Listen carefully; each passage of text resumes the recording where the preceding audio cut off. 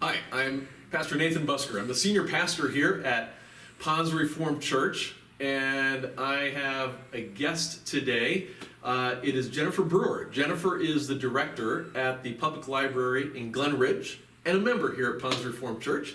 And thank you for joining me. I'm so excited to be here. Thank you. This is one of my favorite things, is to talk about books. And I knew you'd be the right person.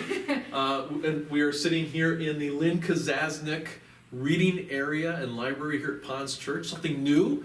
And we've just been thrilled about the how it's evolved into not only just some reading materials, but really a resource area, a place to be. And we have some new additions, and Jennifer's here to highlight some of those. Yeah, so I'm thrilled to be able to do this for everyone. As you can see, this is the library, and we have a collection, it's growing, of things for something for everyone, from all the way from board books to, adult nonfiction. So we're very thoughtful and very mindful of what we purchase. That's something that's high interest, newest hot sellers, award winners, and things that also reflect the values of the church. Right. So we've been building up a great LGBTQ library, Yep. some great books, faith. Some faith-based things, also stuff about other cultures, so that you can learn to empathize with people. We have a few books that focus on refugees and their struggles going through the world. And it's great because we're purposely choosing those so that we can bring a broader sense of the world to our church, and to help everyone just gain a worldview and see through the lens of other people. So what did you bring? All right, so some of these books, and we do have a collection of almost 200 books at this point, and I'm glad to see most of them are checked out. So the ones I chose today are some of my favorites that we have here, and some of the newest and some of the hottest bestsellers that are around. Now, the first book I'm going to choose is very near and dear to my heart. It's the library book, and you may not know this, but it is National Library Week, so I'm taking this moment to advertise for this book. So it's nonfiction, and it's by Susan Orlean, who is a columnist for the New Yorker. This is one part whodunit and one part history. So it's about the Los Angeles Public Library fire that almost destroyed the library back in the 80s. It actually happened the same day of the Challenger explosion. So it got buried in a lot of news. Okay. Yeah. And the fire burned so hot, it was 2,000 degrees. 500,000 books were burned, and another 700,000 were hurt. They never actually found out how it happened or who done it. They had suspicions. It was really good. I couldn't put it down. Not just because I have a secret love of libraries. Another book you may be very familiar with is The Dutch House by Anne Patchett. This was on the New York Times bestseller list. I would say this is one of my favorite books of the last 6 months. So if you haven't read it, please do. If you're a fan of her, you'll know why. Jacqueline Woodson, she writes a lot of books for young adults, middle grade, elementary, but this is one of her adult books. It's a story of family and growth, and I recommend it highly. This is one of her newest books. She's a celebrated author. I have some books here for children and for middle readers. This is Jason Reynolds. He was a finalist for the National Book Award. It's told in 10 stories. Each story takes place on one block of him walking to school.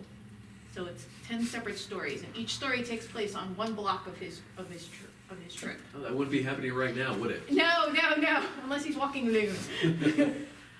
This is a fun book.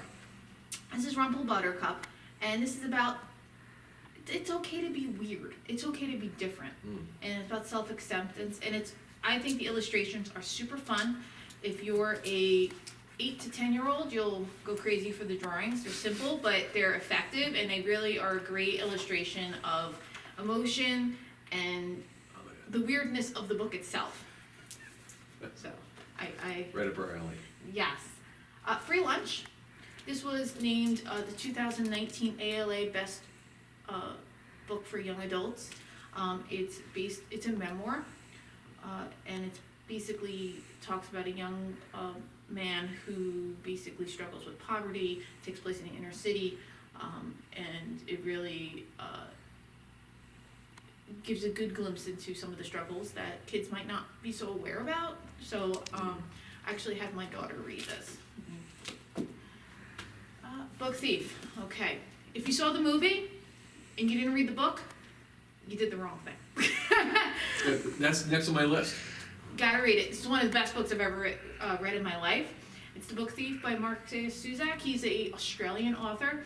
This is a young adult book, but it would be appropriate for really anyone to read. It takes place during World War II, during the Holocaust. The main character is Death, and it takes place with a little girl and a man. I don't want to give too much away, but the book, some of the most striking features are hiding books, and how this plays right into the book. The fact that you can see writing underneath the illustrations is part of the book, and that's what I thought made this book so important and so magical. Talking about some of the books that we have focused on refugees, we do have a graphic novel collection here.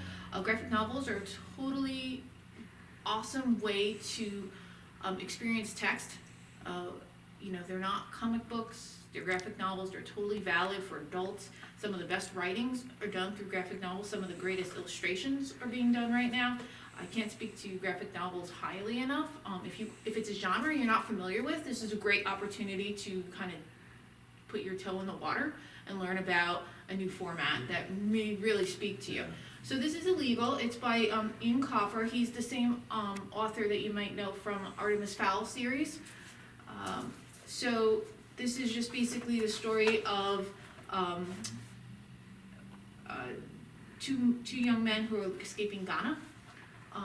And it's just, the illustrations are beautiful, and it's accessible, and again, learning empathy through the eyes of someone else is and this is a great way. We have a few books this way in graphic novel. There's also George Takei's book we have about his time in the Japanese internment camp during World War II. That's currently out, so you might want to check that out as well when it comes back. We have a large picture book collection for some of our youngest members. And if you are not familiar with Willems, he's one of my favorite authors. He currently has every day at lunchtime, he does a live drawing with kids. It's insanely popular. He's the artist in residence for the Kennedy Center.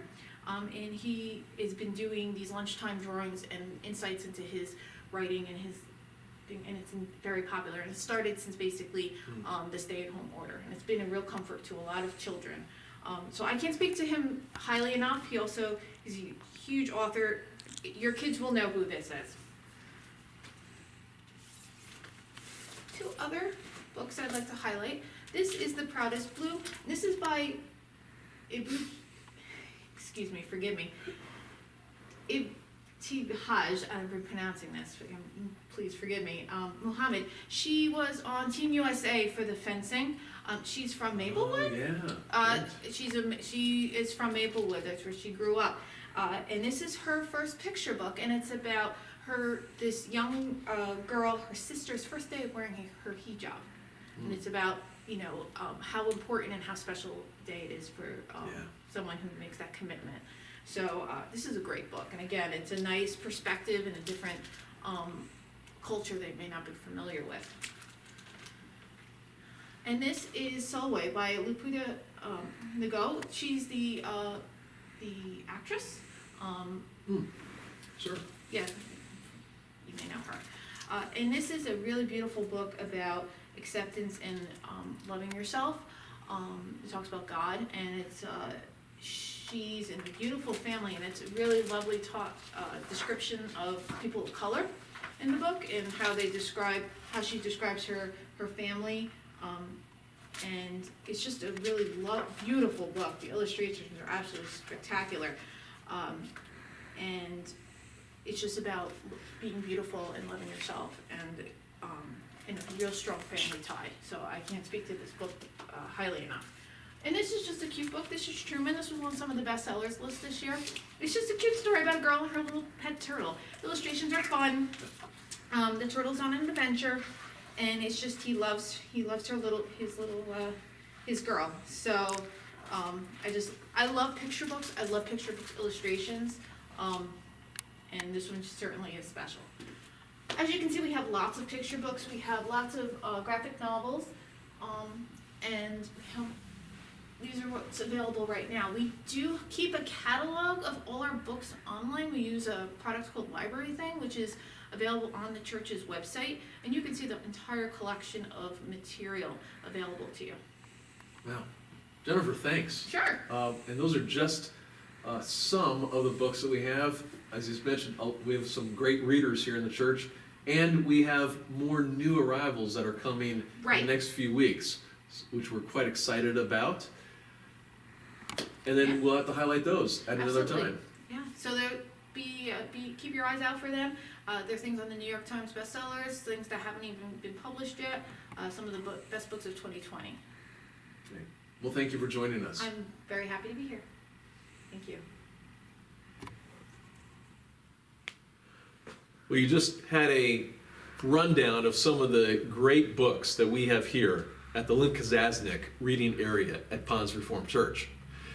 If you're interested during this time that you need something to read, we're here to help.